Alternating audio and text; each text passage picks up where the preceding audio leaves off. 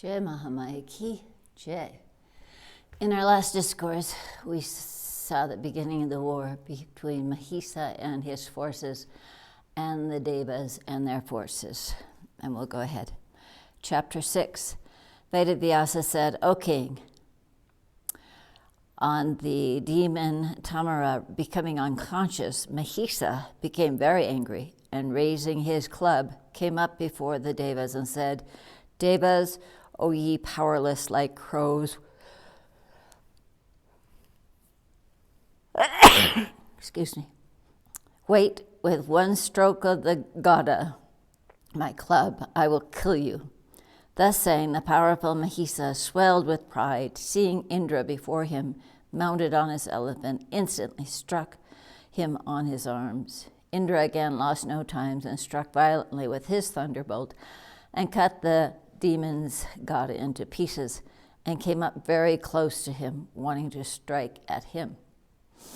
Mahisa, too, becoming very angry, took up his lustrous sword and came to Indra to attack him with his weapon. A fight then occurred between the two, terrible to all the lokas, and many various weapons were showered from both the sides. The demon Mahisa spread then his Sambhari Maya, destructive to all the worlds and fascinating to the Munis. Hundreds and hundreds of powerful buffalo-like appearances resembling Mahisa became then visible on the battlefield, and they all began to kill the Deva forces with weapons in their hands. Seeing this magic of the demon, Indra became thunderstruck and very much confounded with terror. Varuna Kubara, the Lord of Wealth, Yama, Fire, Sun, Moon, and other Devas all fled with terror. Indra then, being surrounded by the network of magic, began to call on Brahma, Vishnu, and Shiva in his mind. At that very instant, when they were called in his mind, Brahma, Vishnu, and Shiva, riding on respective conveyances, the swan, Garuda, and the bull, came up there with their best weapons in their hands for Indra's protection.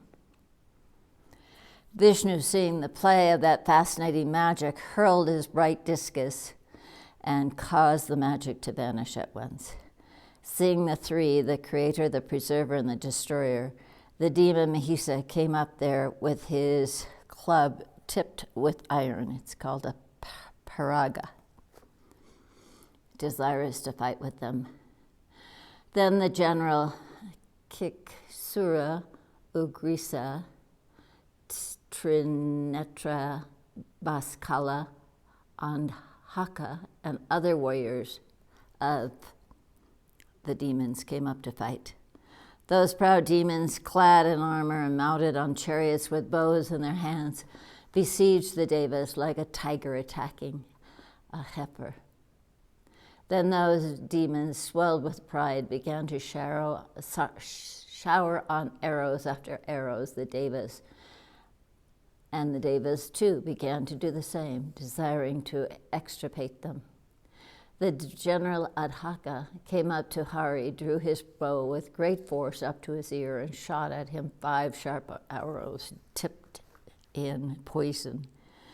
Vasudeva, the destroyer of the enemies, cut off those arrows no sooner they came up before him, and he shot at the demon 5 arrows himself. Then Hari and that Danava struck each other with various weapons and arrows, swords, discuses, clubs, shakti, the parasu. Thus severe fighting ensued between the two of them and between all the Devas and the demons. The Danava Mahisa struck Garuda, the conveyance of Vishnu, with his club. Garuda, being very much distressed with the blow, sat down, gasping. Vishnu then comforted the powerful Garuda, the son of Vanata, and made him calm and quiet. Wanting to kill Andhara, Vishnu became infuriated and, drawing his bow made of horn called Saringa, shot arrows at him. The demon cut off all those arrows to pieces with his arrows. Then, becoming very angry, he shot 50 shot sharp arrows at Hadi. Vasudeva quickly made all those arrows useless and hurled his Sudarsana chakra with 1,000 spokes on that demon with great violence. Adhaka thwarted this with his own discus and shouted aloud with such a great force that all the devas became confused and confounded. Vishnu's chakra being baffled, the devas became distressed with grief, and the demons got elated. Seeing the demons thus grieved, Vishnu held aloft his gada, his club, and came hurriedly before the demons. Vishnu struck then with his gada on the demon's head, whereupon he fell senseless on the ground. The hot-tempered Mahisa, seeing Andhaka senseless, bellowed aloud, and terrifying Vishnu came up there, seeing him there. Vishnu made such a thundering noise with his bowstring that the devas then became highly glad. Then the Bhagavan shot showers of arrows on Mahisa, and Mahisa too cut those arrows while they were flying in the air. O king, then from a very close fight ensued between the two. Kasava struck on the head of the demon with his club. Thus struck, he fell in a swoon on the ground, and a general cry of distress arose amongst the demons. In the moment that demon got up again, free from trouble, he then struck again on Vishnu's head with his club, which is mounted with iron and a mace. Struck by that mace, Vishnu fell senseless. Garuda, seeing him that unconscious, immediately took him away from the battlefield. When Vishnu thus fled, Indra and the Devas were very much distressed with fear and began to cry aloud. Hearing the Devas cry, Shiva became wrathful and quickly came before Mahisa, struck him with his trident. The wicked Mahisa made his weapon ineffective and bellowed aloud and struck on the breast of Shiva with his Shakti, a kind of missile. Thus wounded in his breast, Sankara did not feel any pain. Rather, with his eyes red with anger, he struck him again with his Trishul. Seeing Shiva enraged with Mahisa, Vishnu became conscious again on the battlefield. Seeing the two powerful Deva chiefs, Shiva and Vishnu, in the battlefield, Mahisa became very much angry. He then assumed a buffalo body and, wagging his big tail to and fro, came in front of them with a desire to fight. That terrible Mahisa of a huge body shook his horns and bellowed so deep like a thundercloud that even the Devas got frightened. He began to hurl the huge mountain peaks with his two horns.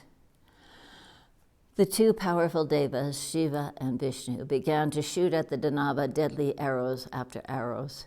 Seeing these two gods shower arrows upon him, Mahisa began to hurl mountains on them by his tail. Vishnu cut off those mountains into hundreds of pieces by his arrows and struck at him instantly with his chakra. Struck thus by chakra, the lord of the demons fainted, but he instantly rose up with a human body. The mountain-like terrible demon with the club in his hand frightened the Devas and muttered grave sounds like those of rumbling rain clouds. Hearing that, the Bhagavan Vishnu sounded a more terrible sound with his conch shell.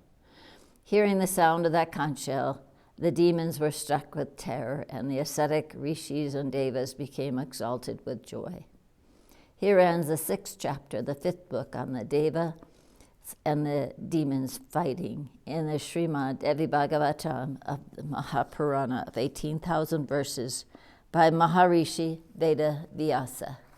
Jai Mahamaya ki jai, Harakandashvari Mata ki jai, Vishveshvari Mata ki jai, Bole Baba ki